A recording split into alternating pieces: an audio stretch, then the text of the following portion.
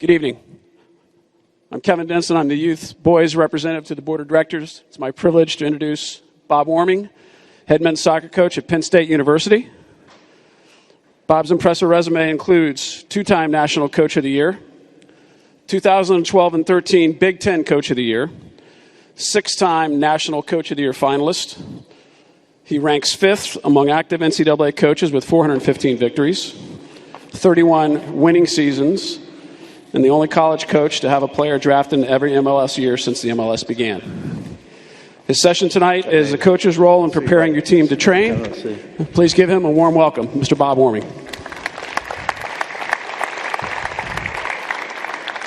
Gabby?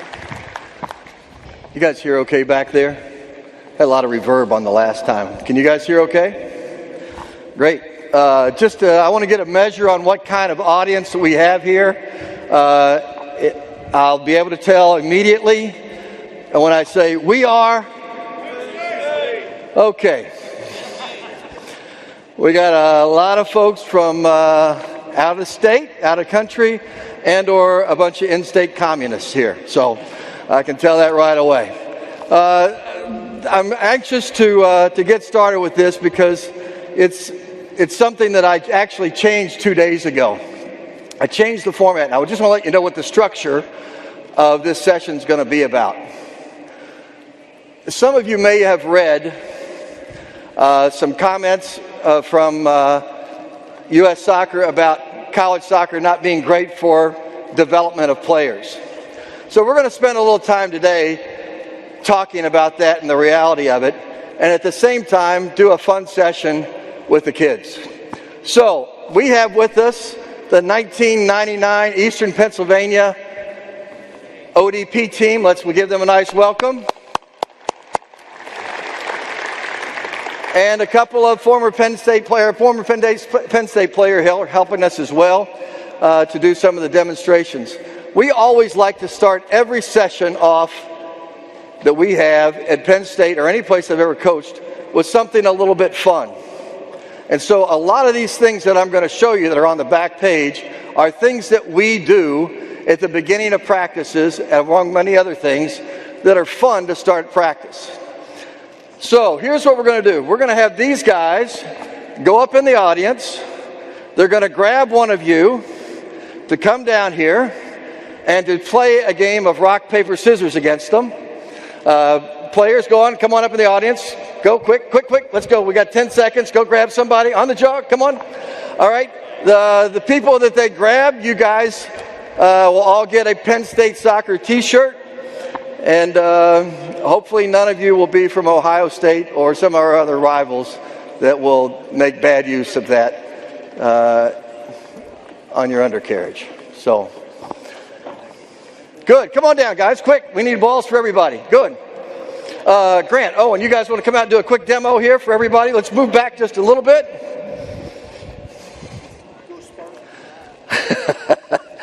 Great. Good, so here's our demo right here. These kids will know how to play. They can help you out, coaches.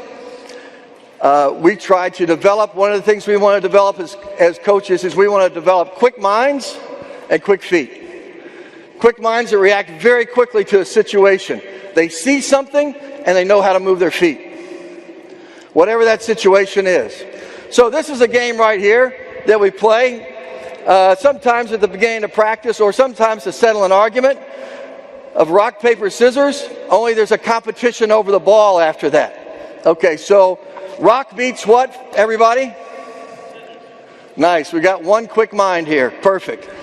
Scissors beats paper. Great, two quick minds. Paper beats.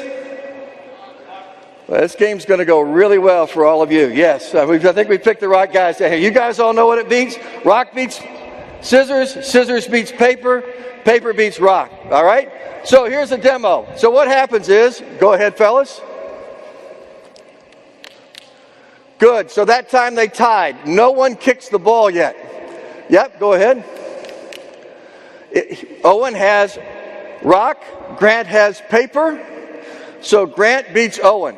So Grant has to try to hit the ball below knee height on Owen before he can jump twice higher than the height of the ball. If he doesn't do that, it's a point against Owen. You don't want points. 3 points and you lose. Okay? So we could go a little bit quicker now. Yep. 1-1. 2-1.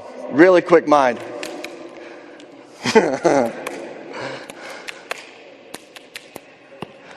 Yeah, here we go. And you follow your pass. Good. You got the idea of the game. Play. Play, coaches. Play.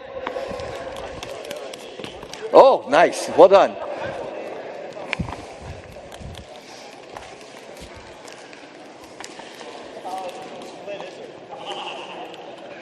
Follow your pass, fellas. Follow your pass. Wherever it goes. Go. Yep.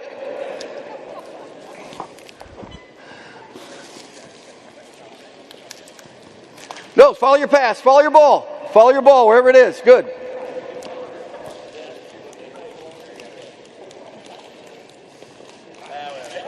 Okay, so that's the other thing. He just kicked the ball. He shouldn't have kicked it. If you kick the ball, you shouldn't have kicked it. It's a point against you, so that's a point against you. Here we go. Play. The big thing this does is it innervates the muscle systems that we want to innervate, and it gets this muscle alive. I can tell with our own players, and I'm sure you can tell with your players, when they walk into the training area, if they're walking in like this, it's no good to start a training session. Sometimes even our college players will have come from flunking a physics test, and they're really bummed about it. And we need to do something to get them started and stimulated, and something that's high energy. And I tell you what, every time I've ever seen the kids play this game, they always laugh. I've never had a child from 6 years old to 26 that's ever played this game and not laughed about it. So it's a good way to get started with things. Okay, so here's what we got to do now. You guys, how many coaches? What's the score here, fellas? 12-1. What? 12-1. 12-1. Coaches are leading, yes. What's your score here?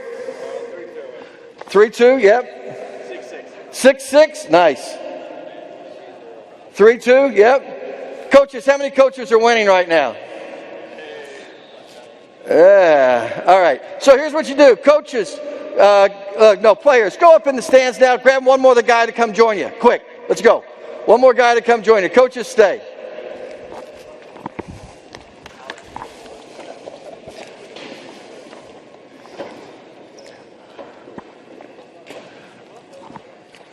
Good, quick, on the hop, good. So now we got triples. Triples, all right? Chad, you in for this? Here we go, yep. So now it's triples. Now it's the world's quickest minds, quickest feet. So now, here we go. We do one. You guys need to watch this over here, the new coaches that are coming down, so you understand the rules, yep. So now you go 1, 2, 3, yep. Great. So all three of them had scissors. No one kicks the ball, yep. Here we go, yep. Go again, fellas. All three of them had, yes. Great, so now hang on. So these two guys both have rock. He has scissors. Either one of them can kick the ball now. Whoever's first to it, and they got to try to hit this guy. All right, let's say he had paper. Who can kick the ball first? Everybody.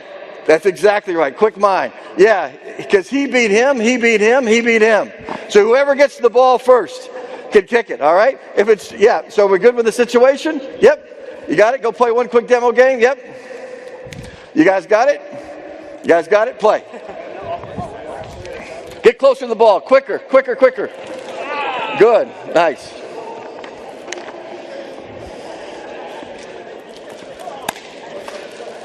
So what's on the inside of this page while they're finishing that up there is about college soccer and what value it has in the world today. Because if you listen to some of the things that are being said by some coaches, college soccer has no value. However, Jurgen has 26 players in Rio right now. 18 of them are college soccer players. One of them is the player in the middle, Seth Sinovic. Seth Sinovic walked on at Creighton University, where I coached before. No one recruited him. He was going to go to a Division III school. Nobody offered him a scholarship. His first year at Creighton, I said, Seth, you know you'll never make it as a forward. We're going to need to turn you into a left back. He said, Coach, I've never defended before. I said, I know that. He says, I was terrible at it. I said, I know that. I said, that's why no one tried to recruit you. You didn't work hard, and you were a little heavy. The first year, Seth didn't play at all. Not 1 minute. Redshirted. Second year, but every week, he came in my office and had something else I needed to work on, something else I needed to do. Every single week, he came in and we gave him something else to work on. The next year, he became a starter, became a scholarship player, became captain of the team, became a two-time All-American. At the end of his, what would be his senior year, but he had another year eligibility left, he got invited to the Combine. We had a huge party. Here's a guy who was a walk-on, goes from captain to invited to the Combine. All his dreams have come true. A week later, after the party, Seth comes and knocks on my door and says, hey, Bob, I need to talk to you. I'm not going to go to the Combine. So I get that, Seth. You're a 4.0 student. You did an internship in the summer as a commodities broker. They've offered you to make $400,000. If you join the firm, you'll be making that. No need to go to the Combine. He said, you don't get it, Coach. I want to come back and train another semester. Use my extra semester of eligibility, get a double major, and see if I can get even better at soccer, and maybe I can make it as a pro.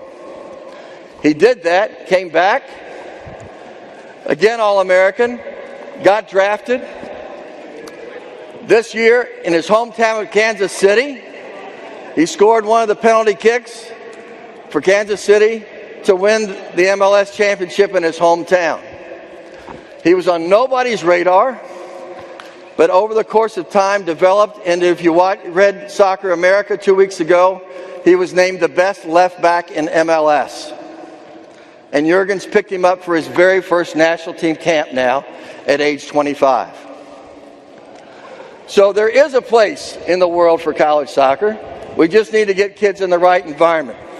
We're going to show you some of the warm-up exercises now that we do with our team. Coaches, thank you so much. Whoever the winning coach is in that group, you come over and grab a shirt. Grab a shirt and go back up. Let's give the coaches a hand. Thank you very much for coming down. Only the winning coach. Yeah. Good. We're going to do some exercises with these guys that we do with our team in a triangle. Can we just show them, Owen, make sure that they see what's behind here? You guys, when you're setting this up on your own for your own team, you can just make 3 cones, 1 yard apart, or if you have fortunate enough to have a quick goal mannequin, you can use a mannequin. All right? So what's going to happen now is we're going to show you 5 different warm-up exercises. Then Bo and Chad are going to take the guys over so that they can do another 10 warm-up exercises that we do. So if you're not interested in what I'm talking about, you can pick up some additional warm-up exercises that we do with our players before every single match. We have not played a match at Penn State in a long time where we have not done these warm-up exercises. Okay, so the first one is very simple, making sure that each time you get in front of the defender, and by making this a triangle, you're learning to check off at 60-degree angles to receive the ball to the side. All right? Just do 6 reps, fellas, and switch. 6 reps and switch, yep.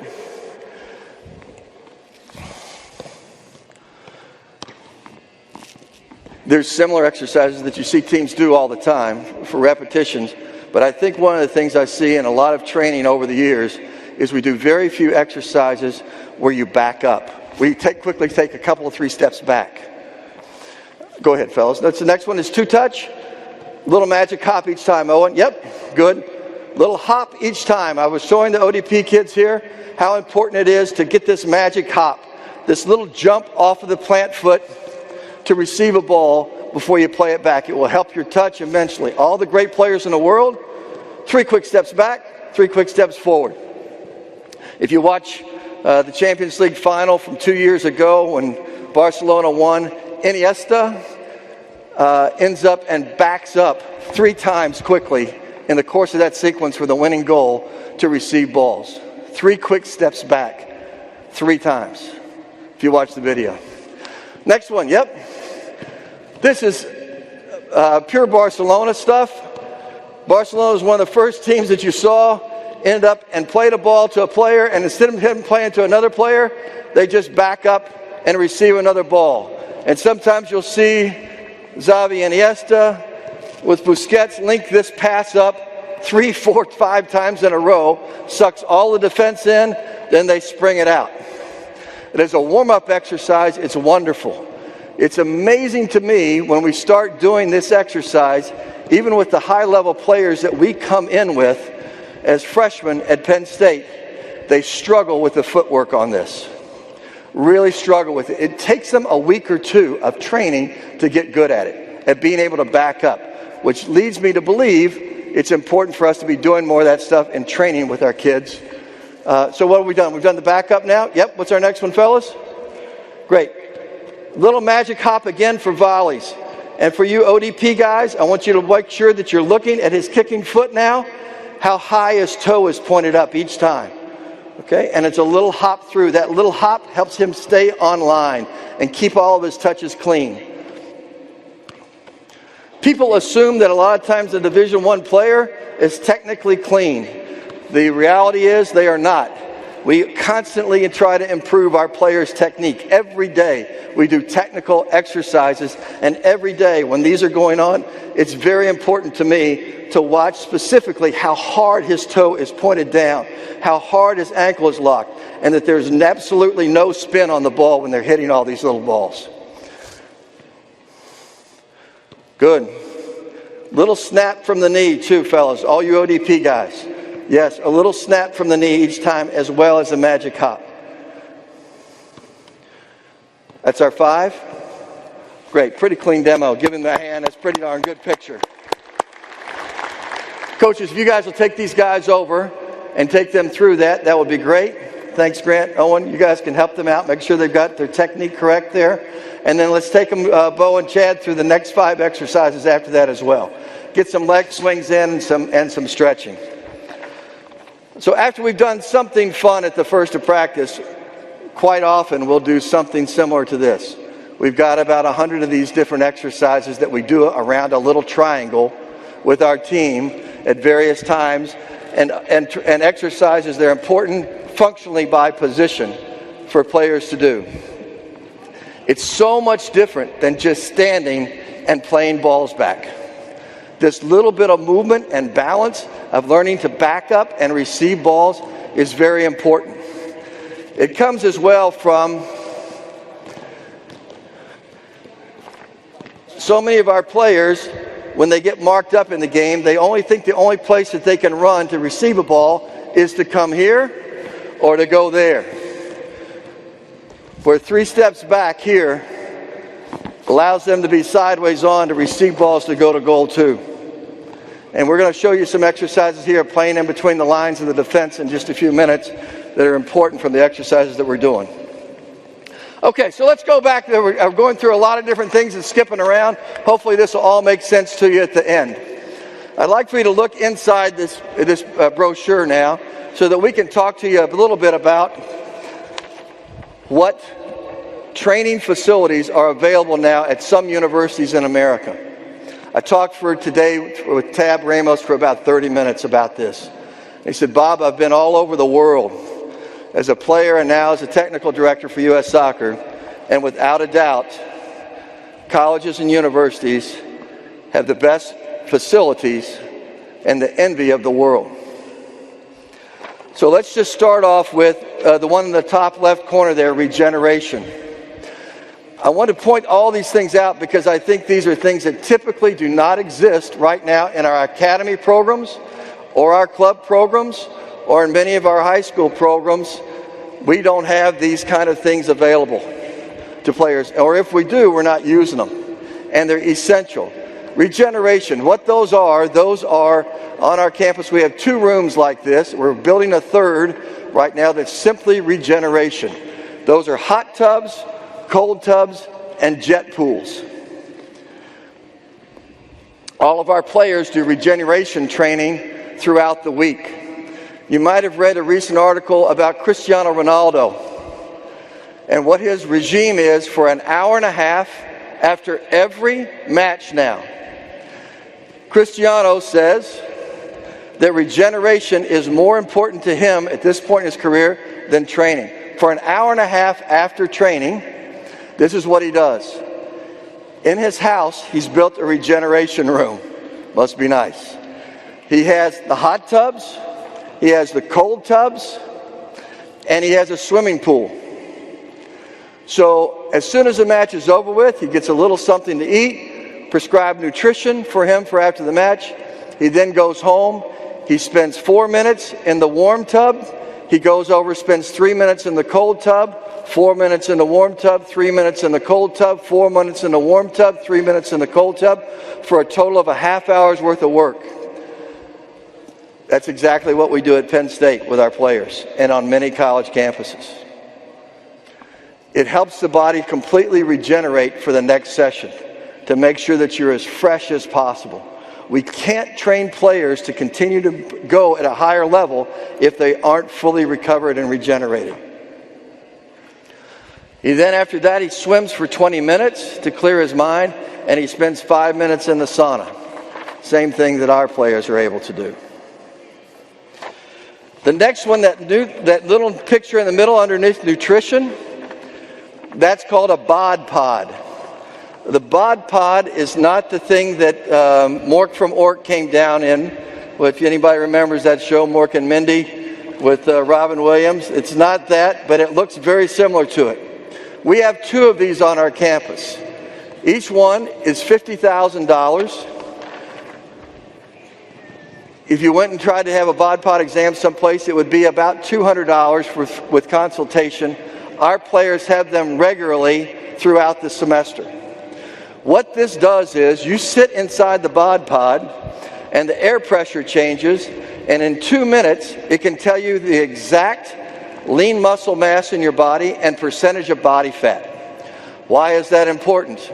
There's a huge correlation between being over 12% body fat and injuries and your ability to recover from injuries. Arsene Wenger does not allow any player on his team to play who ever gets over 12% body fat. If he's at 12.1, he's scratched from the roster until he's below 12%. Currently, our team is at 8.8% right now on average.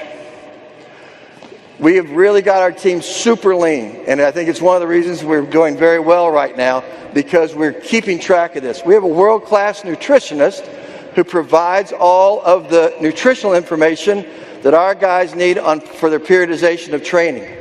Inside our team room, before our guys go out on the field, we have a huge glass-walled refrigerator filled to the brim with different kinds of fruits and then regeneration drinks that are mixed specifically for the players for after the match, after each training session, to help their recovery as well. The other part of it is we have every kind of snack that the player needs to have to eat healthy immediately following the workout as well. Nothing is left to chance about players hopefully getting the right thing to eat. Facilities, indoor and outdoor. That's actually our training fields, and those are grass. They're developed by the same people who designed the same grasses that are on the Premiership fields. The Premiership fields in England are a blend of 7 blends of rye. Our field maintenance people put in exactly the same thing, and that's what it looks like today. There was no snow on the ground. It looks just like that today. I've been all over the world. I've never seen better. We have facilities to improve the speed of play for players. When it's winter or it's inclement weather, we have an 80-yard wide by 120-yard long indoor facility for playing on. 80 yards by 120 that's exclusively for our use when we schedule it. We get the whole place. We also get dedicated racquetball courts that our guys can go in before they do strength and conditioning session or before they come out to play. If we give them assignment of getting in 1,000 touches in a specific manner, functionally for their position, they can go and get that in 15 minutes in the racquetball court before they ever go out to train. So just in terms of those three things right there, I got to tell you, those things don't exist in MLS. They don't exist in most pro places in the world. They exist on college campuses, at high-level college campuses. Crowds and television, part of the big gap. I've been to a lot of academy games now, because the academy is saying you can't play high school. You can't play high school. I think it's an issue in some ways. I understand the logic, but I've been to academy games where I can hear the birds chirping. I can have a conversation with somebody on the other side of the field. It's so quiet. It's not a real soccer environment. It's not a preparation environment for playing in Seattle in front of 70,000. It's not that environment. That's a picture of our stands, and down in the corner is the Big Ten. The Big Ten network goes to 80 million homes. 80 million homes. It's also broadcast internationally now. 80 million homes, and we get a check for $24 million a year from the Big Ten for us being on television. $24 million a year for being on television. We were on 9 times live this past year. I got to tell you, when I put my arm around our guys as freshmen before they go in the game, when we're on TV, I think their hearts are about to come out of their chest. It's such a different experience to think that people are watching you and that guys like Dick are announcing about you and going to say nice things about you. It's an amazing experience, and it's something that's not going to get replicated unless kids go to a university or college. Athletic trainers and physical therapy. We have absolutely 100% coverage at every single thing we do. If we're in the weight room, if we're doing a physical conditioning session, we have athletic trainers and physical therapists that are there doing rehab on our players, so that the instant something happens to somebody, and their incidence of injury in college soccer is about 100%, they can immediately begin the road to recovery right that second. Doesn't exist in a lot of other environments. We have yoga once a week with our guys. That's our yoga instructor there on the ground, Jill Garrigan. She does yoga with our team to calm their mind, to teach them to focus better, to increase their flexibility, to regenerate after games, and to prepare themselves for their schoolwork. To teach them techniques to calm their body down and to breathe properly, and so that they can be relaxed and focused in everything that they're doing. That's one of our 7 strength and conditioning facilities on campus in the lower left-hand corner. What's happened now with our team? We now can tell you exactly what the VO2 max is of every one of our players. VO2 max typically is measured with the beep test. We don't use the beep test because our kinesiology department, the resources that we have, our kinesiology department is ranked number 1 in the world, said, listen, I'm not sure how much you want to do with all that cutting back and forth if you're going to actually train. You can still get the VO2 max from players and find out exactly how fit they are by running 1.5 miles as fast as they can. It's the same test. It's less than 1.1% difference in correlation. You might want to try that. So we do a 1.5 mile run test. The average on our team now is 8 minutes and 8 seconds. Obviously, there's a lot of guys that are faster than that on our team, but that correlates to a 67, between a 62 and a 67 for VO2 max for the college players now, which is higher than many professional players. We strength and conditioning. The guys that come from the academy are shocked. The average on our team in number of chin-ups is 16. Cristiano Ronaldo does sets of 20. 5 sets of 20 chin-ups. That's big time. But we give our guys standards and benchmarks of what the best players are doing in terms of their fitness.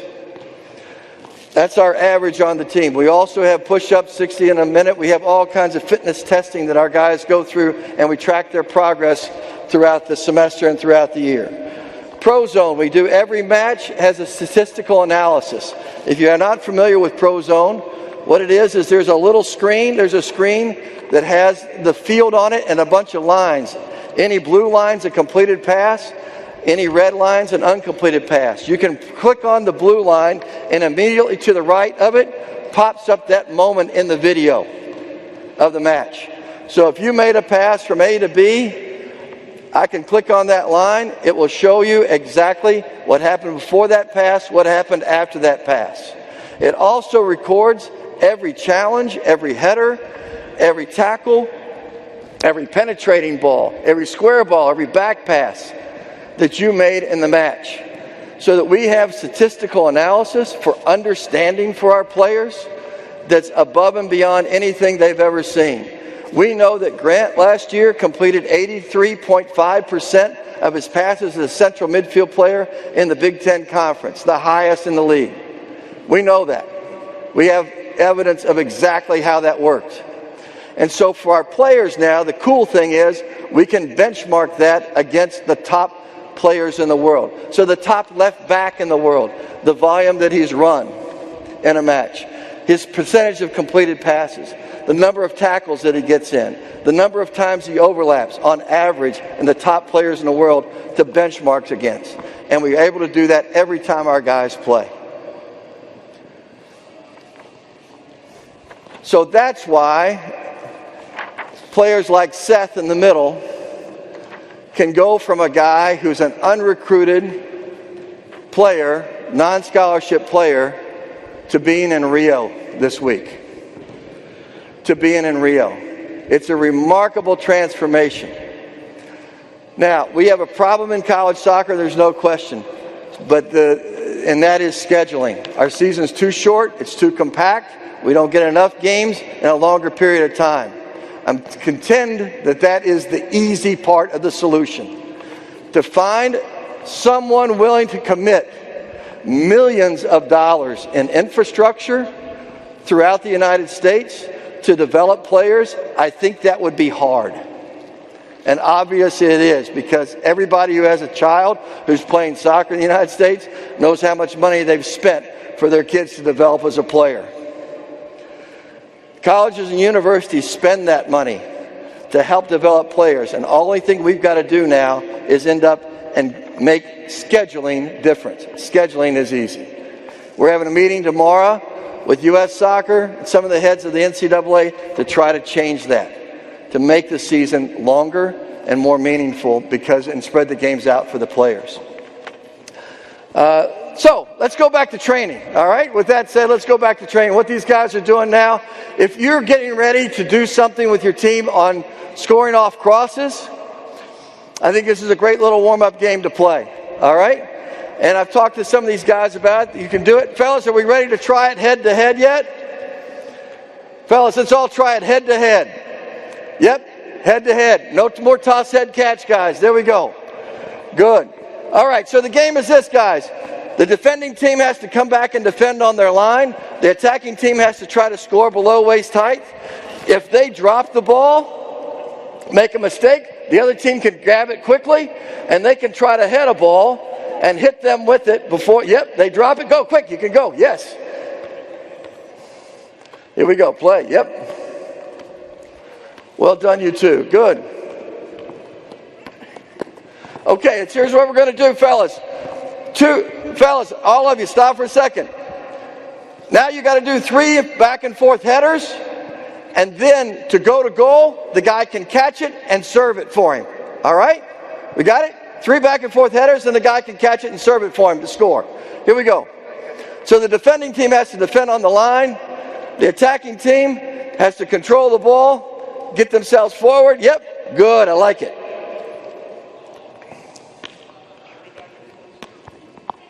Great, and stop right there. Good. So we're seeing no goals scored. Same thing that happens in soccer in general anyway with youth players, right? So let's give the ball right here. Yep, good. And now you guys back on the line to defend. What we're seeing is the only power they're able to generate right now is just the power of their technique to be able to head a ball down. What we want to do is we want to serve to come in the game and for you to arrive late. Got this? Give me something. All right? All right, so what we're going to do is I'll be your tosser. You ready? Yep. So now I'm going to serve it. Yep. Ooh, come on. You know what I'm going to do. You ready? Here we go. Yep. Love it. Good. Got it? And come in late and attack the ball. Good. So you guys got it? Now you've got the power of your body and your technique and everything flying behind the ball to head balls in. I'm amazed when our guys get it in their freshman year, how poor a lot of our guys are heading technique.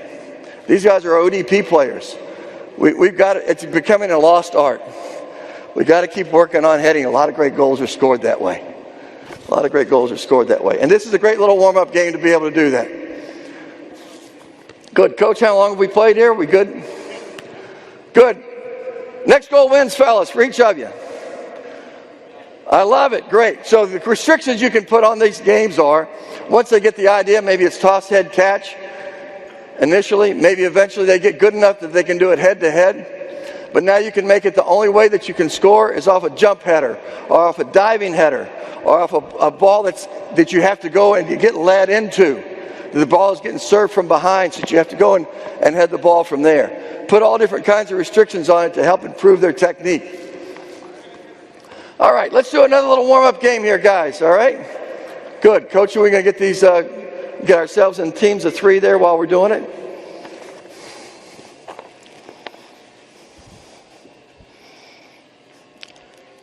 Of all these games that are listed on the back page here, the game that our guys love the most is Rondo. Rondo loosely, if you watch any of the Barcelona videos, if you watch anything that Pep does, the guys are all the time playing Rondo, Rondo, Rondo, Rondo, Rondo. We have permanently painted on our field grids so that the guys can play as soon as they get on the field. And basically, it's the first thing our guys want to do.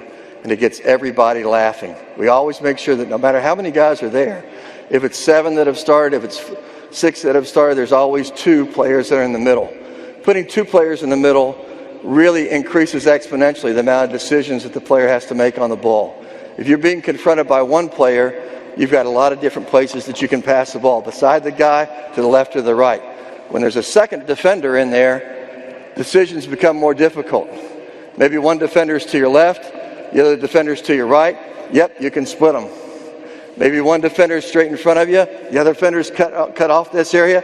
Yep, you're going to have to go wide or do something clever to suck them in and get out of there. So there's a lot of quick decision makings that take place in it. But we typically, with our team, will rarely do some of these exercises that we just did. We'll more often have our guys play Rondo, and it's what they want to do every day. We also have set up at the field soccer tennis nets. Sometimes the guys will want to play soccer tennis before they come to training in either onesies, twosies, or threesies on a side.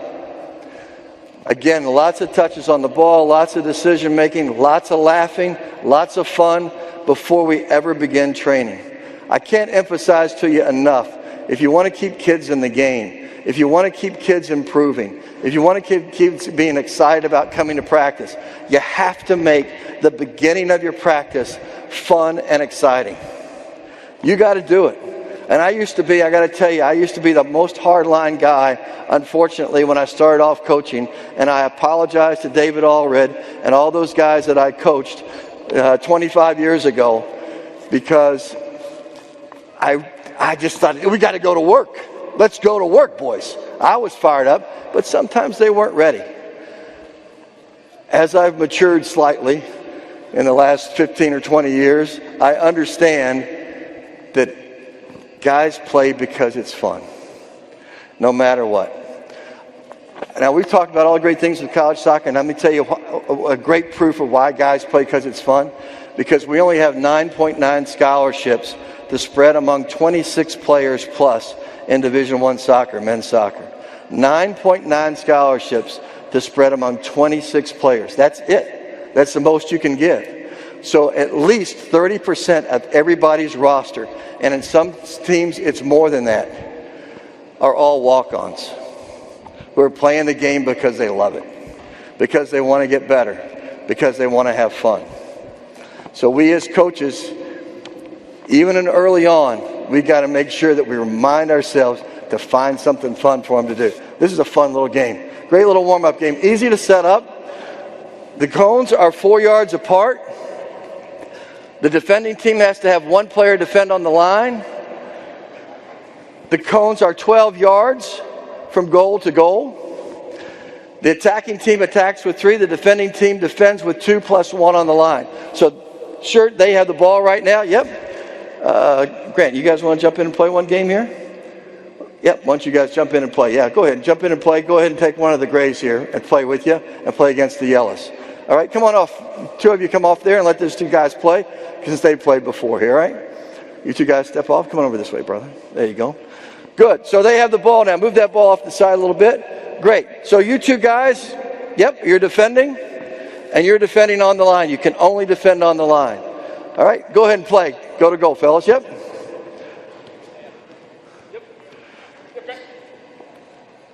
Okay, stop there, fellas. Stop. Good. So go back where you were, Grant. Yep. Go back out here where you were. Stop means stop. Go back where you were. Go back up there where you were, Owen. Go back over here where you were, Grant, where I said stop. Yep. Good. So a couple things. Number one, you were about there, Owen, when I said stop. This is a pretty good shape to keep possession in, playing in front of the defense. But it's difficult to penetrate out of, and it's difficult to play great soccer out of. We like to teach and to think about this, coaches, with your players, and players think about this. This line of the team might be the back line. This line of players might be the midfield line. This line of the team might be the forwards. And this line might be the midfield line here. All right? We need to make sure that we can find a player to play in between the lines. All right? So, he's got support there. Yep. You're going to play in between the lines. So maybe that's the best thing you could do would be to split them, right? Yep. And Grant would get the ball and we'd get a goal out of that. Yep. Got it? Good. It might be that these 2 guys are close together. Yep, close together. And defending a little bit more. Yeah. You're not going to let yourself get split. Come back in here, Owen. He can't get through there, so where's Owen got to go to get the ball? He's got to pull himself wide, all right, to get the ball. It could be that the ball went here to Grant, yep. And Owen's got to pull himself wide as a forward to get the ball because he can't get the ball in there. And then we can combine and go forward, all right? You got it? Good. So that's the basis of the attacking part. Then we'll start talking about the defending part. Let them keep playing. You 3 guys keep playing. Yep. Good. Your ball. Yellow's ball. Play. Back on the line? Yep. Stop. Good. So let's talk about the defending part here real quick. Good. Go back into your body shape. Put the ball back there. Great. Bend your knees. Great. This is a great defending body shape. All right? Defending body shape. They might be able to split through there, but they could probably step up and get it. Grant's ready to go out there if the ball's played. All right? If you were in a sprint and you wanted to go someplace, and I wanted to go this direction, I wouldn't turn my body this way. I'd turn my body this way if I wanted to go out there, right? So that's what Grant's doing. He's ready to sprint out there. Owen's ready to sprint out and close this up. Okay? And you, as the guy in the back, you're the guys that can talk to him. All right? Now, what do you think I'm going to tell you 3 guys attackers about your attacking shape based on what we just said? What should one of you guys be doing right now? Getting in between the lines. Yeah, attaboy. Yeah. There we go. Play. Yep. Love it. Little fake, little feint. Yep. Play, Blue. Go. Back on the line. Yep. So the rules of the game are then, once you end up and win the ball, you have to use the goalkeeper before you can score a goal. Much better defending by the 2 in the middle. And stop there. Good. Good. Come back out here a little bit more. Last thing before we go back and play. Put the ball back up here. Yep. Great. There are times, I think these guys are doing a great job. And one of the reasons I love this game, we like to play attacking soccer at Penn State. We like to have a lot of players get forward. Our outside backs are way up the field. all the time. They're up 35 yards or less in between the goal they're attacking. We're going to lose the ball sometimes, and you're going to be numbers down. When your numbers down, and they've gotten through you, you got to drop back and defend the goal. You can't get spread out all over the place chasing the ball. When can you press? In that case, the ball got passed over here. Yep. And he took a little bit of a bad touch. Go ahead and knock it to him hard, Grant. He takes a little bit of a bad touch. You know you can go get him. All right? If he takes a good touch, you got to stay in, defend the middle. Defend from inside out. Got it? When else can you press? When the guy takes a bad touch, what's another time that you can go press the ball? All right. So let's say this ball gets passed behind Grant. Pass that ball behind Grant. Yep. The ball gets passed. He has his back turned. Now you can go press the ball, right? You can go press, and which way do you want to keep him now? Where's his help? Yeah, you don't want to let him go there, right? You see which way he's making him go now, right? Which way is he going to make him go? So which way are you going to go? Yeah, you're going to make sure that this guy can't get it. Which side of this guy should you be on? Yes, exactly. Got it? Okay, so that's some of the basic little principles there to play. You guys go ahead and play. Yep. Play.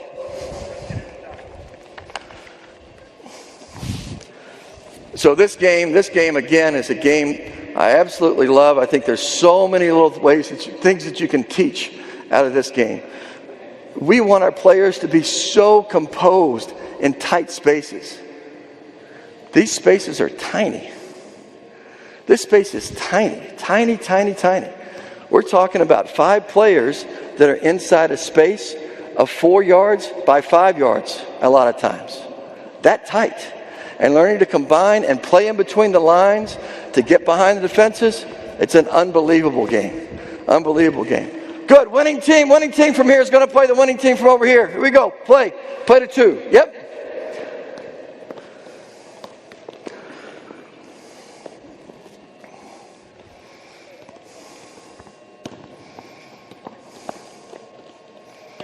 Okay, good. Stop right there. I'm going to just go back to why that all happened. All right? Go back right here. Yep. You know, back up here where you received this ball. You received this ball up here first. Right? Good. And you were over there. Yep. And you received this pass from him this way. Pass it to me. You received this pass from him like this, didn't you? And then how'd the ball get over there? Yes. You played it to him, and it went that way. That became predictable, right? So when this ball comes in, what you want to do is you want to jump around the ball. Yep, you want to jump around the ball and play and be able to face up because you've limited the options. So it became very obvious. And what happened when he passed that ball there? He closed him right up, right?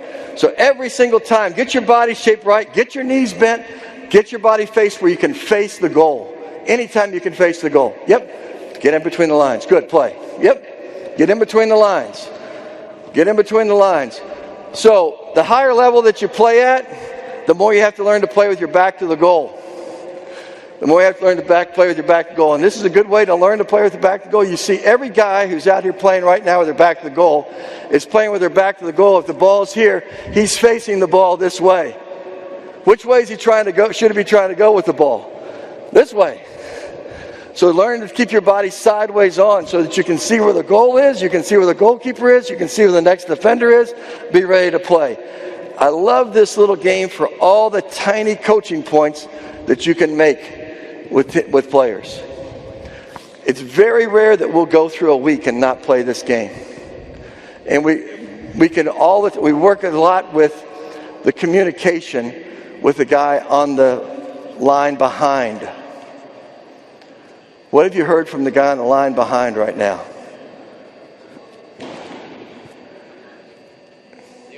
Yes. It's the same thing I'm seeing in a lot of the academy games. You have to put them in an environment where they don't have to worry about the guy they're marking, everything that's around them, to let them learn to verbalize. Where they're just standing there and the game is in front of them, and they can start reading the game and talking to the players in front of them. Once they get in the real game and you say, fellas, you got to talk today, and the real game starts, forget about it. Everything's happening too fast. They're worried about their guy. They're worried about where the ball is, everything else. But in this environment, the guy on the line simply can stand there and talk to the players in front of him. Now you can start talking about what you want him to say and the terminology that you want to have within your own team. Left shoulder, right shoulder.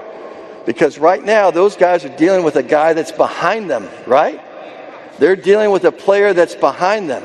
They can't see that guy. They're worried about what's in front of them. They can't see that guy behind them. And the player on the line now has to tell them how to move and where to move.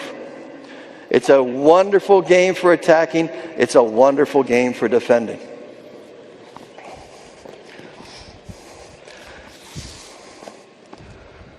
Stop. Okay, stop. Go back where you were, fellas. Go back where you were. Go. Look. Are your numbers up or numbers down, you two? Numbers down. All right. So when your numbers down, you got to protect your goal first. You lost the ball up here. Where's this guy? Yeah, easy to get behind you. So if you can't press the ball and win it, your reaction is backpedal, get back here, get your knees bent, protect your goal mouth. All right? Okay? So now, you're right. Go, backpedal. Go. Drop. Good play.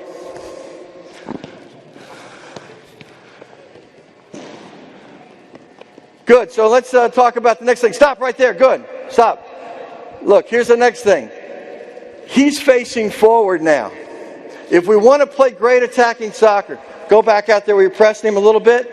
If we want to play great attacking soccer, when a player in front of us is facing forward, you know what the rule is. The goalkeeper has to touch it. Sprint past him. Good. And get the ball in between the lines yourself and get a goal immediately. When he's facing forward, he doesn't need your help maybe from behind. He's a good player. So you as the goalkeeper, in other words, you as a player that's in the line behind the team that's attacking, sprint and get past that guy. Sprint and get past him. Get yourself numbers up behind him. All right? Go, play. Yep. Good, like it. Drop.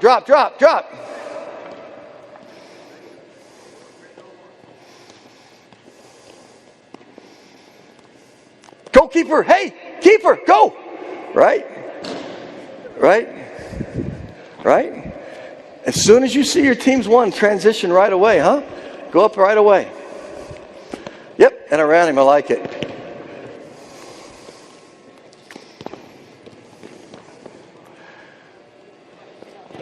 With all of you guys who are watching from the sides, I think you're starting to see all the little combinations that the players could have played.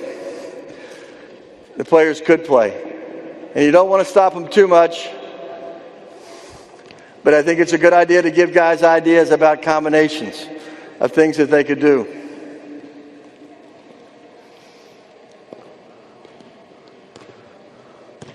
Love it. That's the best ball move you had. 3 one-touch passes. Good. Unlucky. Go. Come on, Graves. See if we can get some one-touch passing out of you, too. Yep. Move the ball quick. That's the best way to break down the defense. Great. Terrific. Good goal over there, you guys. Good. Much better, fellas. Just watching this group now, at least the attacking part of it, they're getting more comfortable on the ball in a really tight space right now. A lot more comfortable than they were 3 or 4 minutes ago.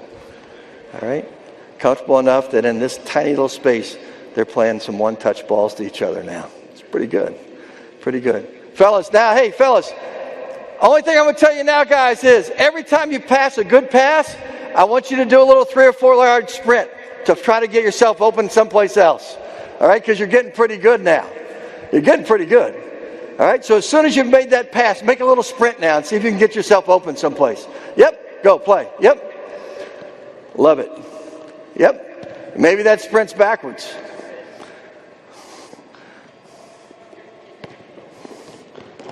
That's awesome. I like it. Good. Make that little sprint after you played it, wee man. Yep. Good. Get past him. Fantastic, fellas. Almost a great goal. You cheater goalkeeper, stay on the line, all right? Stop being a cheater.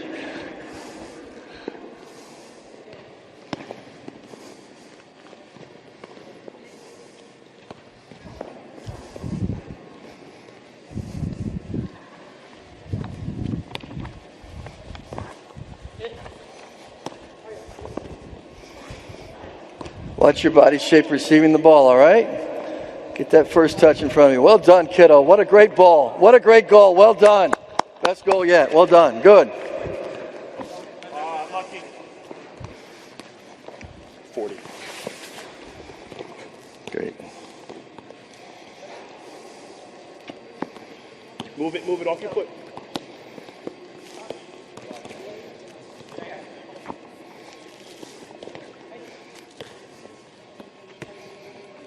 Move it. Yeah, I love it. Move it again and play. Move. I love it. A great little idea. It's all right. Come on, Grace. Come on. Keep her off your line. Good. There you are. Good. And move. All right.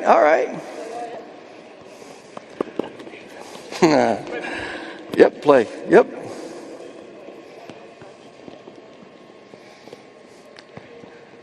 Bend your knees, defender. Don't get too high. Good.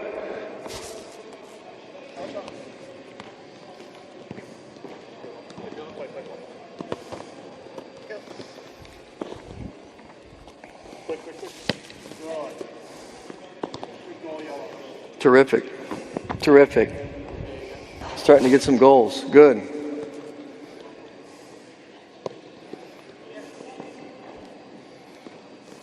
Wonderful goal. Well done, Keep. Come on. Yep. Play him. Yep. Give it to him. All right. One touch there, kiddo. Yep. Love it. Good goal. What a good goal.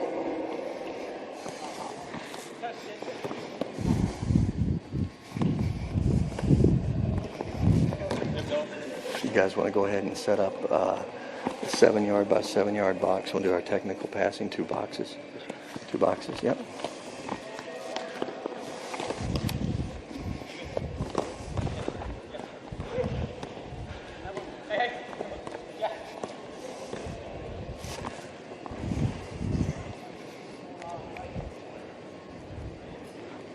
I didn't want to say a word.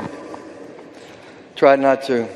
Because the point is, if you set up environments like this and you give them a few points, it becomes self-directed play at the beginning of practice. The games have turned from, okay, I'm not sure what I'm doing, to now they're competing against each other. It's getting competitive. Every exercise I've tried to show you for warm-up here, rock, paper, scissors, it's competition. It's win or lose. Winners got t-shirts today. Winners always get something. Losers usually get something too when we play. It could be one, you're the greatest player I've ever played against, push up from the losing player.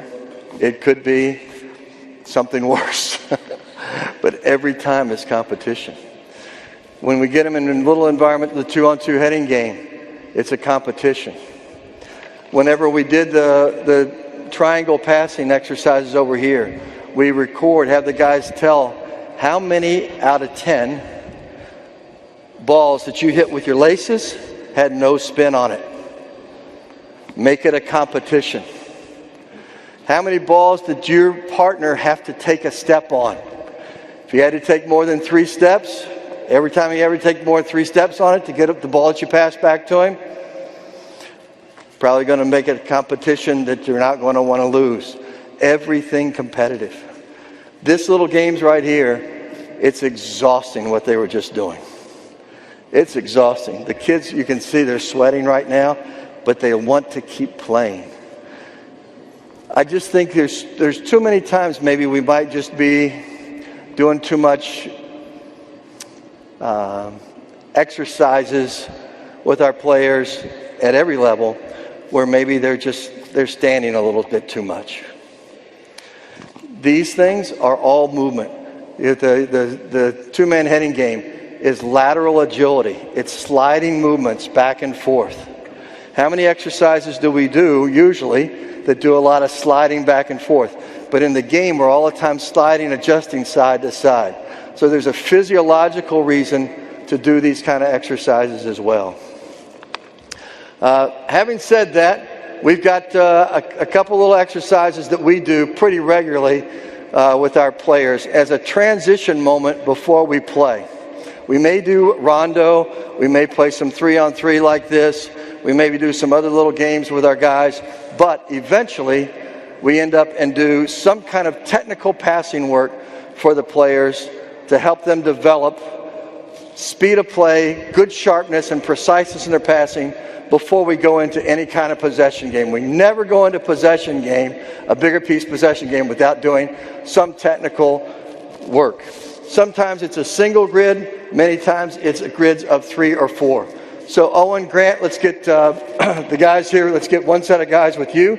Let's have 6 guys on the other side over here. So 6 guys with you guys. So 4 more. Sorry, 4 more with you. Yep. Coach, we'll have 2 guys that'll just stand out here.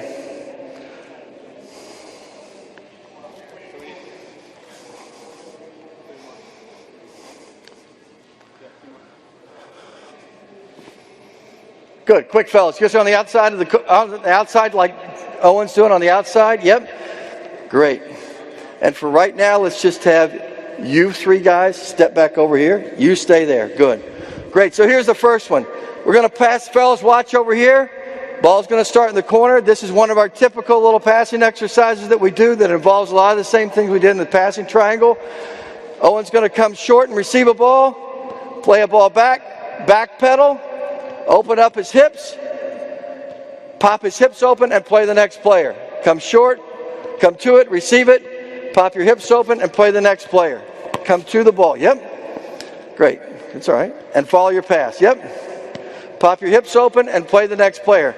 The important thing that we want you to do once you've been through a couple times is I want you to make eye contact with the player that you're going to play it to before you pass it, before you receive it, rather. So right now, when Grant gets the ball here, he's already looking at Owen. And that's a cue to Owen that Owen's going to pop off his man.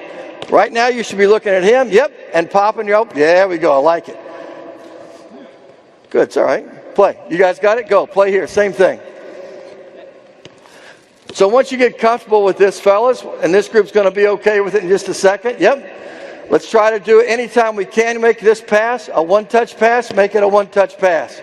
Yep, if you can pass that one touch, there you go. Love it. Yep.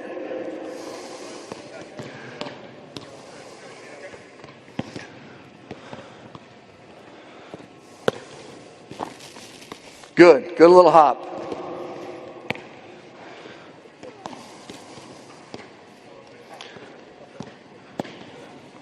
Good. So if we just watch Grant again, go back and do this again here so that you guys can see it. So some guys, fellas, some of you are doing this, some of you aren't.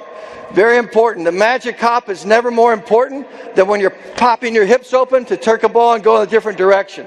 So play this ball into Grant. He's going to play the ball back to you, and then watch his little magic hop to prepare himself and be able to play the next ball. Little magic hop to prepare it. Yep. Good. That's the hop. Good. It'll be a cleaner touch, little hop. Yep. That's all right. And a hop. Good. There you go. Good. Same thing over there, fellas. Let's try that. Get that little magic hop in. Yep. Good. Love it. Good. Can we pick up the pace of that first ball? Make a nice hard ball in, soft ball back, hard ball back. Yep. Good. Watch the weight of each pass as well as the accuracy. Which foot should you be playing this ball to, fellas? Close to where the defender is or away from him? Away from him, right? So that ball should go to his other foot, right? That should go towards his left foot so he can hop around the ball. Yep. Good. Good. Great.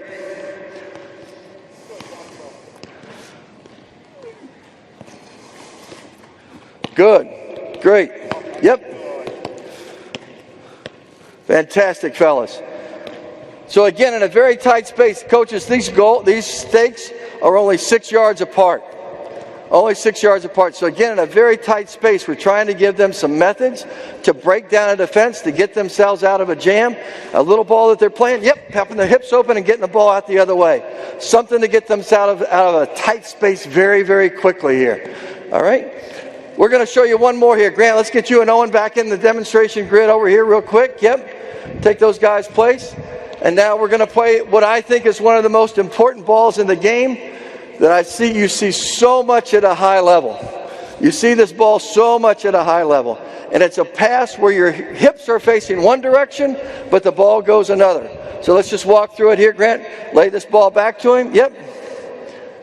His hips are facing towards you. but he's playing the ball to your left foot, away from that defender. All right? Got it? So you're going to play the ball back to him. You keep your hips, nope, hang on. Yeah, go all the way up a little bit, yep.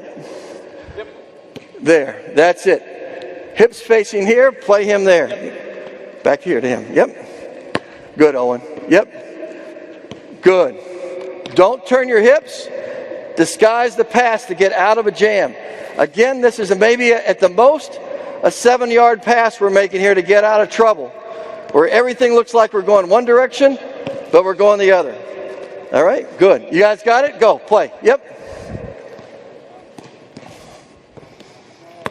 No. Here we go. It's all right. It's all right. Yep. Good. Play that to his outside foot, though. Good ball. You come on this side of the guy to get it, right? Good. Rather have it that than on the other side close to the defender. These stakes are defenders, fellas. Right? Yep. I like it. Way to clean it up. That's all right. All right. Make sure that's accurate. Look where you're going to pass out of the corner of your eye, all right? That you're trying to pass it to that bright, shiny shoe over there, all right? Right here, this one. Yep. Awesome. Good. This group's got it. Now we just got to clean up the accuracy of it. Okay, you guys go back the other way. You guys are, anybody left-footed here? Everybody's almost, go back the other direction. Go back the other direction with it, fellas. And now play that same ball with the outside of your foot. Go back the other direction. Yep. All right, you can play with the outside of your right now if you want. Grant, Owen, jump in and show them here, please. Yep.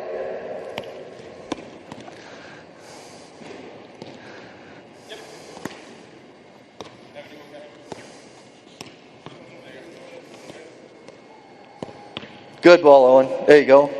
Yep. Play that ball with the outside of your foot. All right. Now let's just, you got the right idea. Now just get your accuracy here. Try to get your toe up a little higher when you play the ball. Good. Good. There you go. Love it. It's all right. You guys see it now? Outside of your foot going the other way.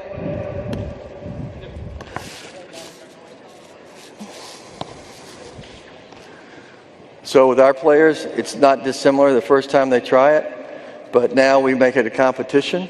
We make it a competition with them. First team to get 30 passes on the money wins. Have two groups going at the same time. First passes to get 30 passes on the money. And we're judging if it's a good pass or not. You start again. You start at 0. But we get 30 passes in a hurry with our teams now because we're doing this sharp passing. Again, what we're trying to show them is a little ball that can get them out of a jam, a tight jam. A little ball that can get them out of a tight jam. Hips facing one direction, ball going in a different direction.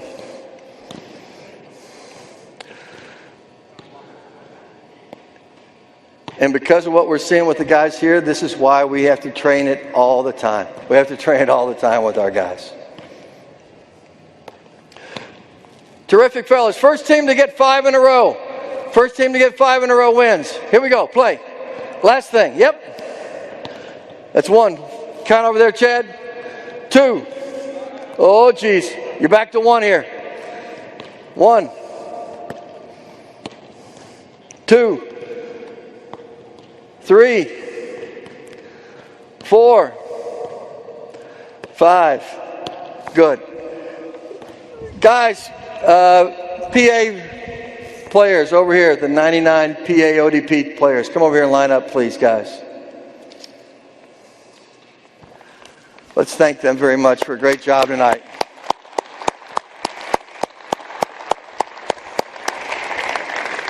Remember how I was saying playing in front of crowds is important? This is even harder. This surface is pretty rough. So I'm really proud of you guys. Thank you very much. At that point, any other questions or whatever, I'll be here to do any question and answer with you. Thank you guys so much for coming. We are. Yes, we are. Good.